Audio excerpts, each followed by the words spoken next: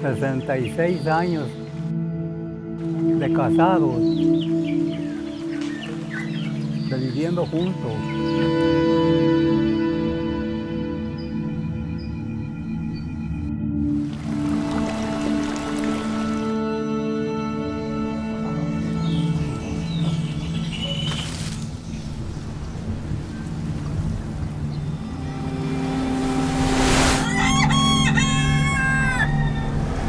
Ahora necesito estar al cuidado de